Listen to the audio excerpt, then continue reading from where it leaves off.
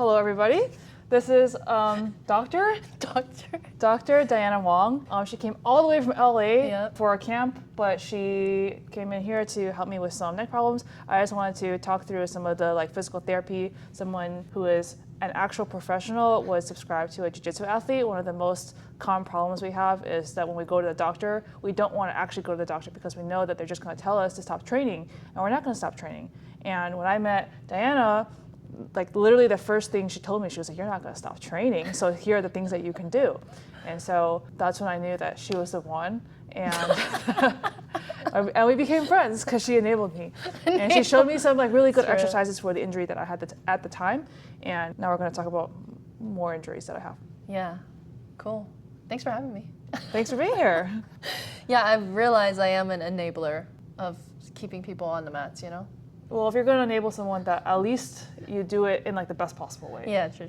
Okay, cool. So I know we worked through something a couple weeks ago, but right now let's just talk a little bit more about what's bothering you now, and then we're going to go through some of the assessments that I usually do for the specific injury, plus give her some exercises for what to do afterwards. Cool. So tell me a history about what's bothering you now. So exactly 1 year ago in May of 2025, I lifted a girl from a triangle with my neck alone. Okay. And I got out of the triangle and I won the match, which is important for everyone to know. But after that, my neck has been really bad.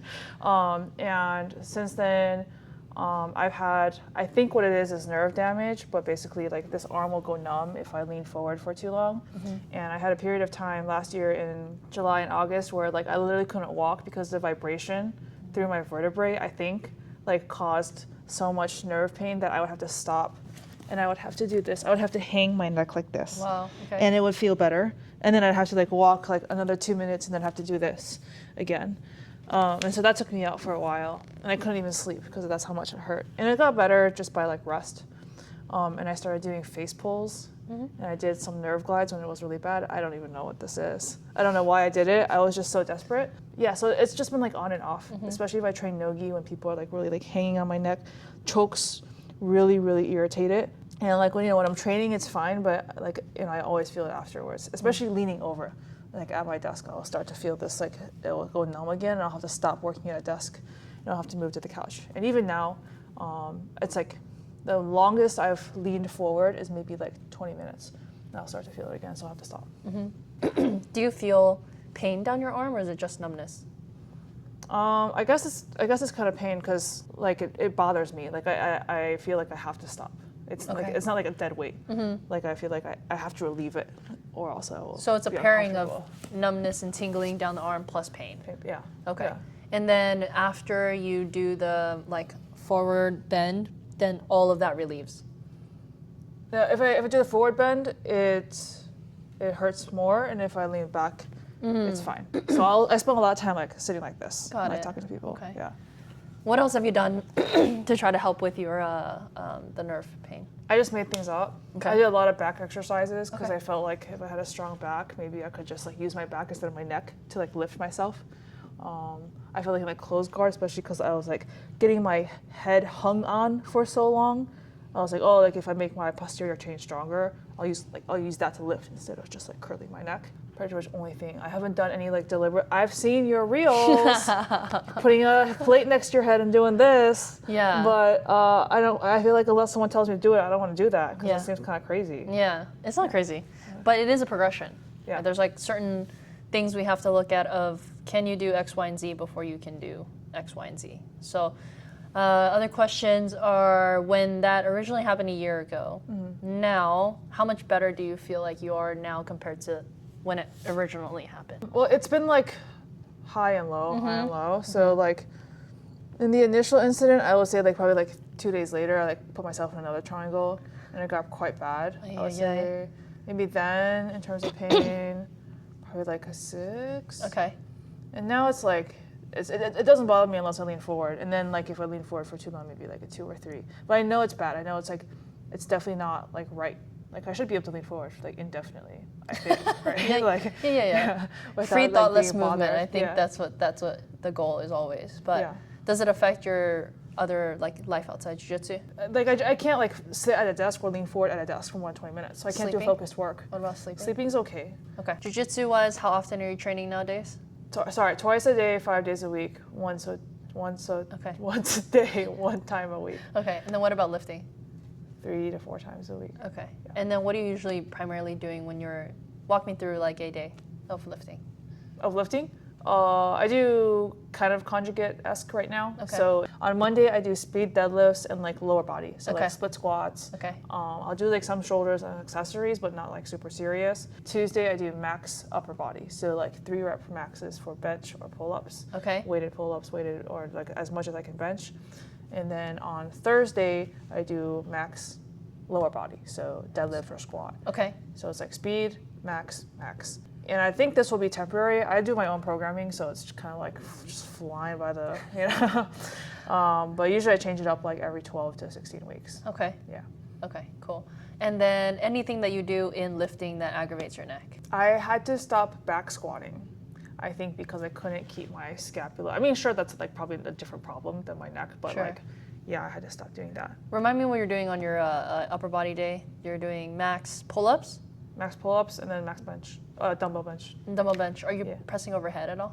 No overhead, because Okay. I had existing shoulder problems. I just stopped doing overhead. No, I think it's probably a combination of that injury that you had, plus maybe not loading overhead. It's complex. There's a couple things I'm already thinking about. One is we got to look at your breathing. I talk a lot on my Instagram about breathing and breathing mechanics. I think one of the reasons why is because when I see upper body injuries and nerve pain, so much of it comes down to compression. But because we have to think from our neck, our vertebrae, and all the nerves that split down to our hands and like kind of our upper body, it's the brachial plexus. We drew it in PT school. Like I think I probably drew it like hundreds of times. So you see there's a bunch of webs of nerves, and we don't know exactly where the compression is coming from, but we can make a hypothesis based off your movement. And our biggest goal is to try to decompress some of these areas with movement to allow for the nerve to function a little bit better. When a nerve is like pushed on or irritated, that's where we start to see those symptoms. So most of the time, if we have a neck injury, you'll start to see certain muscles guard, you'll start to see certain muscles get stiff because of a protective mechanism, and that could be a contributing factor to that. Now, on top of that is whenever I work with people that have upper body injuries or neck injuries, one of the things I always try to get people back to is some sort of overhead pushing. Because I think if we can start to train your body to be able to get into, again, like I mentioned earlier, all of the movements, then you're gonna be a lot more resilient, because when you have to get into those positions, like let's say you're defending something or pushing someone overhead or even like bracing yourself, your body is familiar with that. And if you're familiar with that, then it allows you to be able to get into that free thoughtless movement without feeling like, oh shit, I don't overhead press and now I have to hold myself up. You know what I mean? So our neck health is directly correlated to our scapula health, directly correlated to our shoulder health, our rib cage health. And if we can get all of those moving parts to move well and efficiently, then we're gonna be very strong and durable. But shoulder blades, when you reach overhead, you have to be able to upwardly rotate, downwardly rotate. Same as when you do a pull-up, right? But it's just the opposite motion. If we can do that, then I think you capture everything that you need. So that's kind of like my thoughts. Okay. Well, we'll talk as we keep going, but I will start with looking at your breathing. Good. And let's have you reach down, touch your toes. Touch my toes? Yeah. How's that feel? I'm gonna move your hair. What? Oh. There we go. Come back up.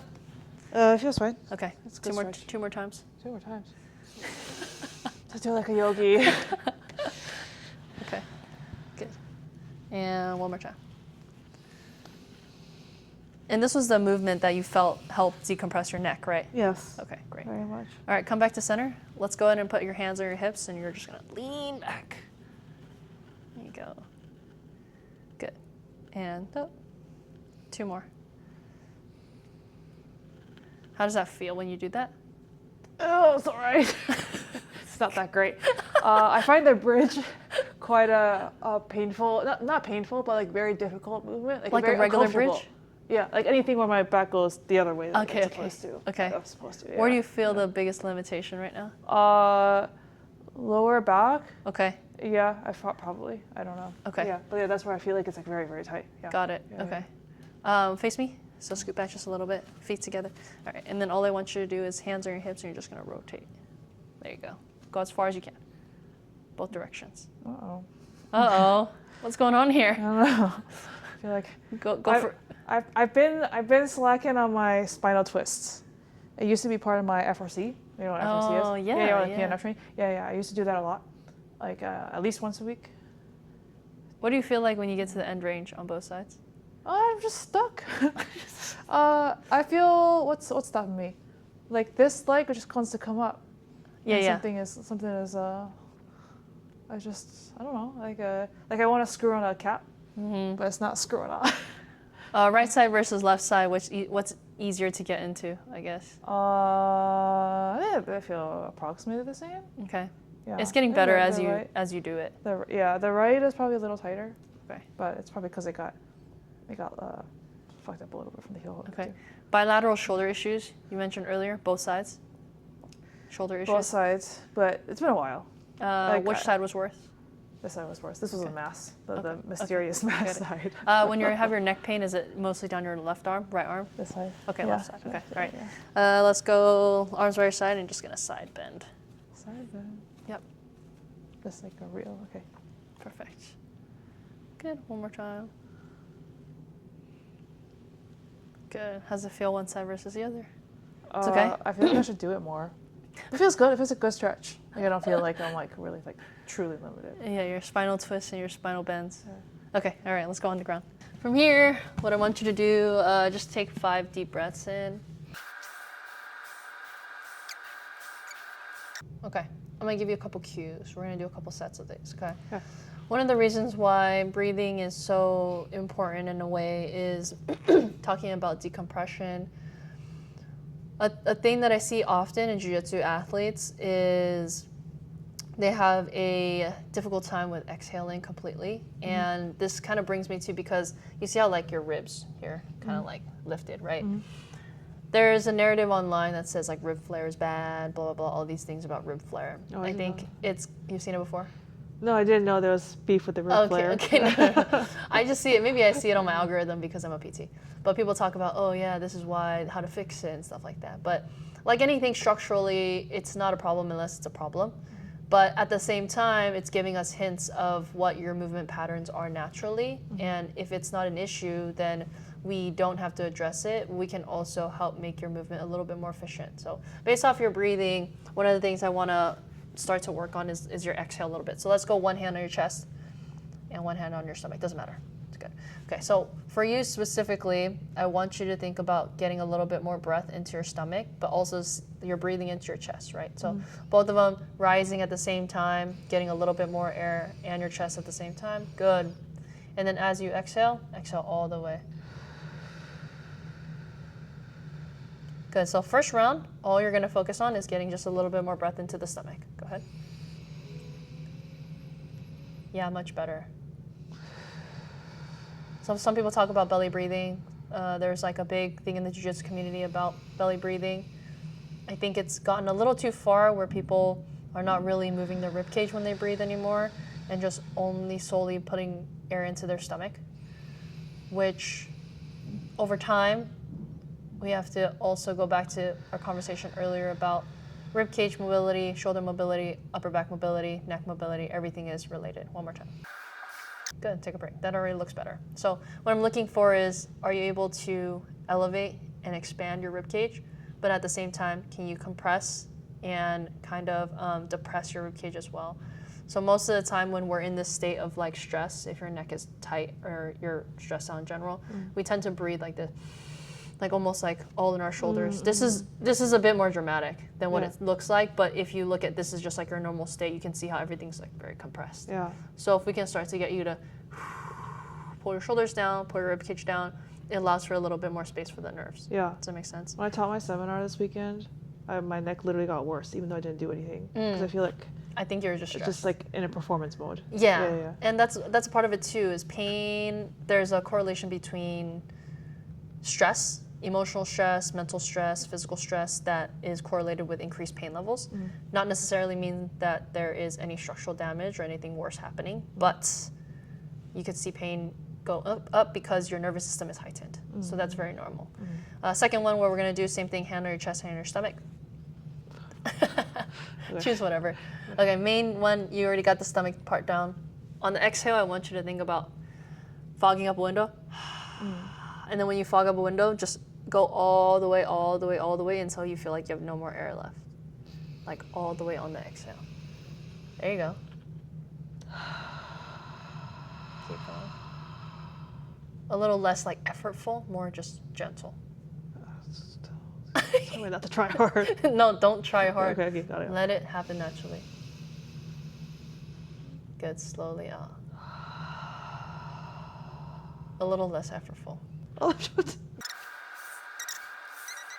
Still's what? I feel like I'm trying really hard. No, don't try hard. This is how the breath should feel. Yeah, okay.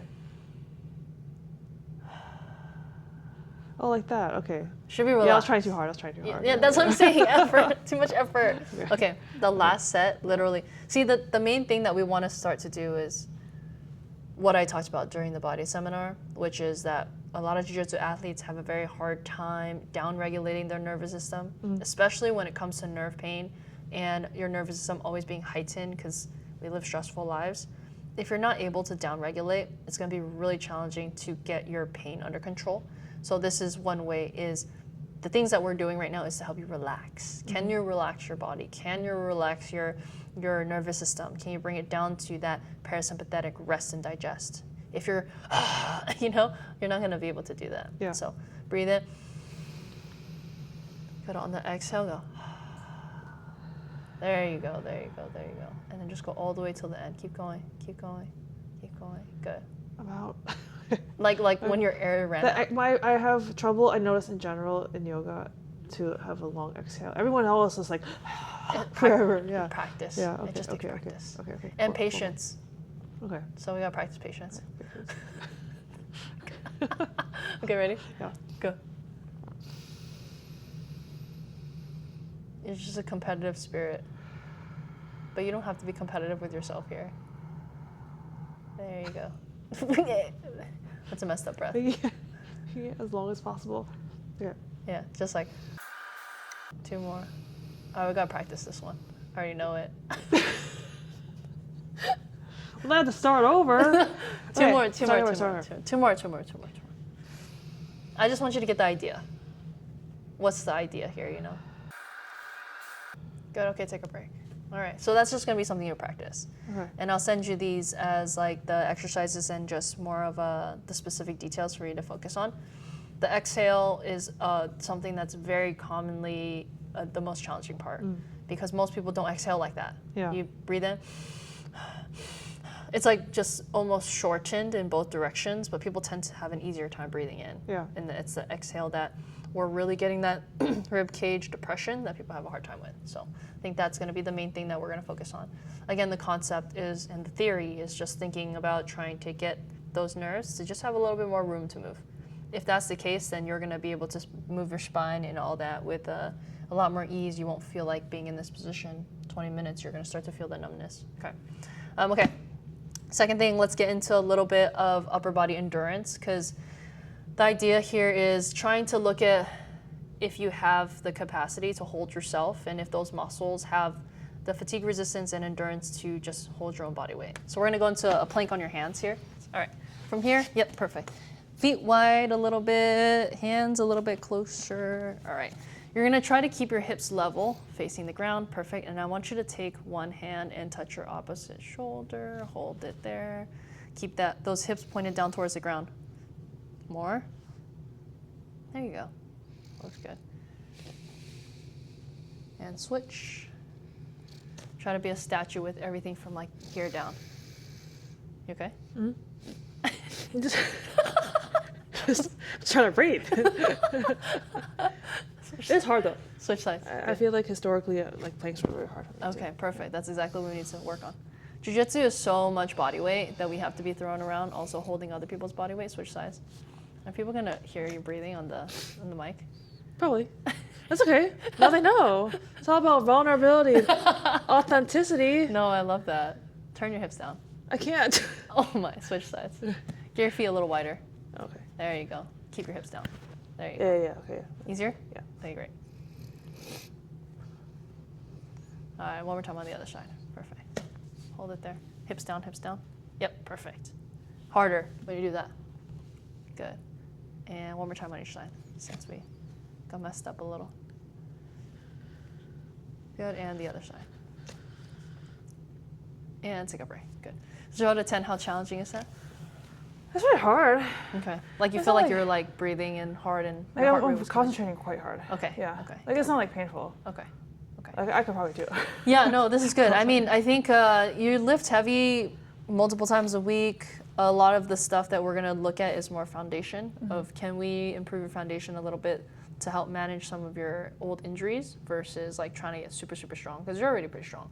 But I think because of what's going on in your neck and your shoulder, we just have to zoom in a little bit more at certain things and then be able to give you some strategies that you can do a couple times a week too. Okay, let's go side plank.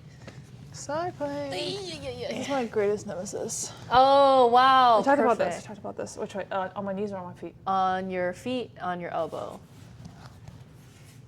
Honestly, that day at Bodied, I was like, it was such a blur for me.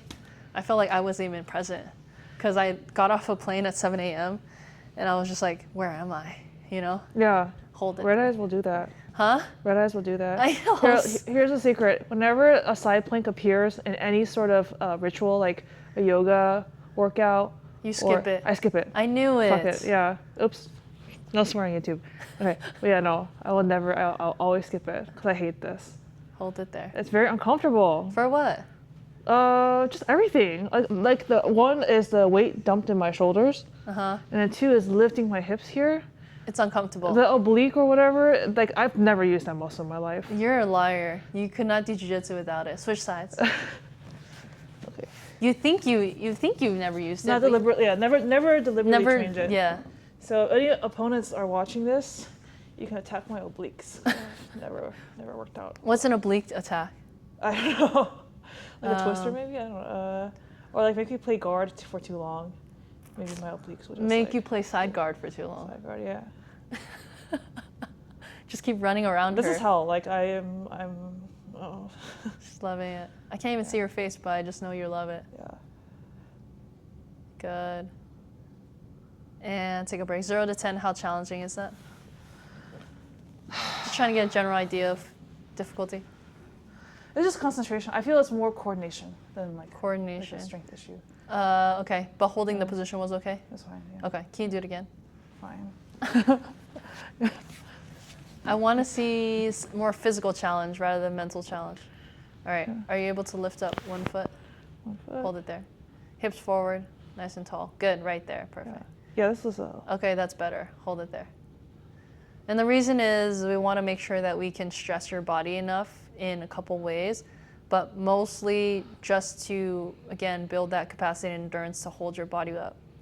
Now you have a little bit more of a balance issue going on, which is good. Switch sides. yeah. If we're not challenging you, you're not going to adapt and get better, you know? Oh, I want everything to be man. easy. This There you is go. what we're looking for, right? Hips forward, yeah, exactly. You asked me to do this. I did. I flew all the way over here for this. It's not true. Do you believe me? Just being paid by a nonprofit. just doing good work elsewhere, and just hanging out with a bum like me for 5, YouTube. 4, 3, 2, 1.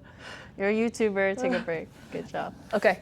So that was challenging, a little bit more challenging. Yeah, it's hard. Okay, Yeah. great. I like to use planks as a way for us to get that time under tension. You can use it in so many other ways when you're lifting, like slow reps, going up, going down. Time under tension is just the amount of time that you have where the resistance is there.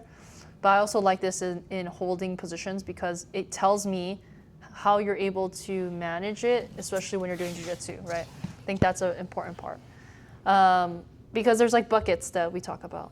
Mobility, stability, strength, endurance, and then speed, things like that. If we can just look at what does jiu-jitsu require you to do and what you're being limited on, then we kind of know where we need to fill the buckets. Okay, next one, we're going to look a little bit at shoulder blade endurance, shoulder blade strength. So you're going to come here, take one hand, doesn't matter where you put it, but we're going to do shoulder scap press. press. Have you done this before? Yeah. Okay, yeah. let's do it. So this way. Yeah. Here. Yep. Good. Yep. I have a feeling they'll be different. Because when I do pull-ups, I can feel my right side is doing more work. It's always that way. Yeah, one thing that I also felt like was interesting in your program, which I think would be helpful to add, is unilateral work. Yeah. So you do a lot of bilateral work. Yeah. Pull-ups, bench press. You do squats, deadlifts, right? Split squats. Split squats. I don't do any Upper body unilateral. Yeah. I think that'd be. Oh, do you row? Like row? No, I do inverted rows. Oh, okay, on the barbell? Yeah. On the dip bar. On the dip bar. Like you hold it like this. Oh, I and then see. you pull Okay, up. Yeah. got it. Okay. Same one. Yeah, keep going. Same. Keep going. We usually do 15. Oh, 15. I think it's 8. Okay. 9. 10. 5 more. 1. 2. 3. 4. And 5.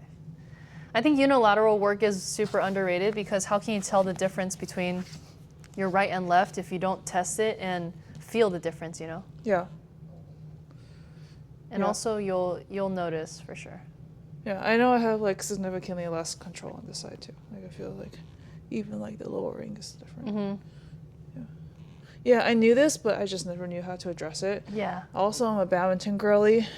You're a what? Oh, badminton. Yeah. So all the coordination is on the right side. Yeah. I've never like the power and the strength. Yeah. Well, what did you use your left side for? Nothing? Yeah, it just hangs out. You do I have to do this. I'm sorry to take a break. You like you do this and then your other hand goes here. It like trails behind you. Anyway. Is that what the competitive badmintoners do? Yes. Really? Yeah. That's actually the right form? Oh, I don't know. Actually, I was not. I think I made it to like top 16 in state 1 year, and I quit. That's pretty good. Yeah. And then just tell me what it feels like right versus left. Oh, when you did it. I feel like I have to concentrate more to coordinate the side for sure. Mm-hmm. I don't know if that's bias or if that's like actually true. I think it's true. And then I feel like I have more range of motion. I feel like I go deeper. Mm-hmm.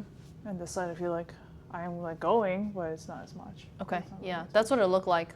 Is if it looks smoother on the right, the left side it felt like you were just trying to figure it out. So, this is why assessing unilaterally and then training unilaterally is gonna at least take it to the next level because now you're exposing your right side's different than the left. Mm-hmm. If you're doing bilateral work, it's easy to cover that up with compensations that at least can get the movement going, but when you do unilateral, like, oh shoot, my left side is a little stiffer, my left side is a little weaker. Okay, how can I focus on building that a little bit up and then kind of closing that gap on what you are able to do versus what you're not able to do. Mm-hmm. So you don't have to feel so restricted, like I can't do this, I can't do this, I can't do this, right? Because you're so young, you just turned 30. Just turned 30, yeah.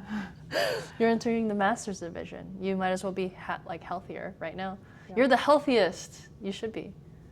Yeah, I hope so. Yeah. Okay, challenge of the exercise in terms of endurance, how did it feel? I got tired at the end. Okay, yeah, I was like, oh shit, I probably don't have like more than 5 reps. Okay. So I really squeezed it out. So I like using that specific exercise just to start to get you some awareness to your shoulder blade movement, but at the same time, allow those muscles, allow some of those muscles to also build some endurance too. Mm-hmm. So there's so many things that in the beginning you could be doing with a PT, but I believe that the most important part is the foundation. And if we can get your foundational breathing better, we can get your foundational endurance and capacity better, then you have the right building blocks to start to add load and weight and more stress and speed. But without those things, you're always going to run into issues because you never filled those cups. Mm-hmm. Does that make sense? So, okay, great. Let's do a couple more things. 2 more things. Let's do a down dog, downward dog. I know what and this I would is. recommend you start doing unilateral rows. Okay. If you have in your, I instead do. of pull-ups. I have dumbbells and stuff, yeah. Okay. Yeah. Bend your knees. Bend my knees? Yeah. So we're not focusing on the lower body. Oh. We're focusing on the upper body. Okay. Can you push through more? Like down more? No, like this. So if my knees are bent, I'm not going to be able to go as far. But if my knees are slightly here, I can bring my chest down. Yeah, perfect. Good. Hold it there. Good. Bend your knees a little bit so you can get your chest through. Nice. You see how you can push into it a little bit more? How does that feel? Good. Okay. Any issues in the shoulders at all? No. Okay, good. Can you take one hand, reach through, touch your opposite foot, hold it? Here. Good. And switch. I take all of your assessments as a personal challenge, by the way. I know. As I'm sure every athlete does. Yeah, they always do. Yeah. And switch. I get a lot of people who go like, that was easy. Oh, no problem. That was easy. And then like I program for them and they're like, oh, I died at the third set. And I was like, you told me it was easy. Switch sides. But they do take it as a challenge. Go ahead and switch. And then I just laugh because I know that you were just trying to impress me or something. I don't know why people are trying to impress me. Switch sides. You don't have to. I know you're in pain. That's why we're here. And one more time. Good. And take a break. Any issues there? No, that felt very, very normal. Okay. Almost identical. Okay. I feel like, On both sides? Yeah. Okay, great. All right, last one we're going to do is a push-up. How often do you do push-ups? Oh, I'm preparing for this moment. I do the push-ups every week. Okay, all right. But I don't know if they're like good push-ups. Can you do I just 5? do them how they do them. Would you like my elbows out or in? It doesn't matter. Doesn't matter. Okay, I guess I'll go out. Nice. My nose have to touch. No, you don't have to. Oh, I don't know how far to go there. Yeah, it's okay. Just go down to where you feel comfortable. One more. Yeah, good. Take a break. Okay, perfect. How does that feel when you do push-ups? It feels okay. I feel my hips often like collapse. That's like the first thing that goes. Oh, if you get my tired. ability to keep everything like tight. Yeah. And then what is it? This whole situation happens where I'm like stuck here, and then I go like this whole there. So I wonder if that's just like a technique issue, though. I don't know if that's like. Sometimes just fatigue. Yeah. I think it's not so much technique, but more fatigue. Okay, let's do a variation of that. So let's do a regular push-up position. I'm gonna have you down to the bottom. Hold it there. Down to the bottom. Hold it 3 seconds. Right there. A little higher. 3, 2, 1. Up. Down. 3, 2, 1. Up. Down. A little higher there. A little higher. Yep. 2, 1. Up. You got 2 more. Just shy of the bottom. Go. Hold it. 3, 2, 1. Up. Last one. 3, 2, 1. Take a break. Good job. All right. How'd that feel? That's very doable. I feel like all of this is loose, and I feel like all the calisthenics people are like, you must be bored and plank, and everything must be engaged. It looked fine. Okay. It didn't look bad. Good. It was challenging. Good. I won. It was physical therapy. It was challenging. Yeah, it was hard. Okay, Yeah. cool. Yeah. Okay, so a couple things that I think would be really helpful for you is trying to, one, focus on addressing some of the nerve issue that comes up here and there. So because when neck pain is neck pain in Jiu-Jitsu, there's so many things that could cause it. But when you start to notice numbness and tingling down the arm, that always is like the first thing we have to address. If we can't address that, then it's gonna lead to some things down the line where we don't want it to happen, right? Or it could very well not, but I've seen it more so lead to things down the line. So if we can just address the nerve issues, give the nerves a little bit of room to breathe, help open up some of the mobility restrictions that you have in your upper body, then we're gonna be in a much better spot. And then the other thing is just building a bit of a foundation with your upper body. I think that would be super helpful because you already hate planks, but planks are one of the best ways to do that.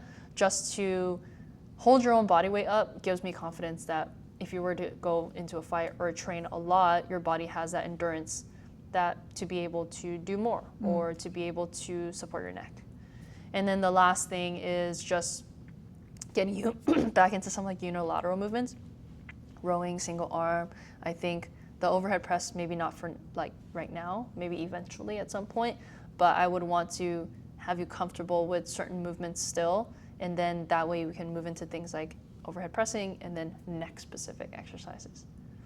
You know what I mean? Here we don't have to do any of these. No, not yet. Okay. I think I would rather, because from my experience, necks are a bit easy to flare. And you could get into a funky position. Some people even say like, oh, I slept funny, and then I felt my neck tweak, right? So necks are easy to flare, and if we don't want to introduce too many things at one time. I'd rather focus on these things, make sure that your symptoms are under control, and then that way when it's time to build on top of whatever upper body strength that you have, your neck is ready, and we can slowly do that. Okay. Make sense? Yeah. Cool. That's it.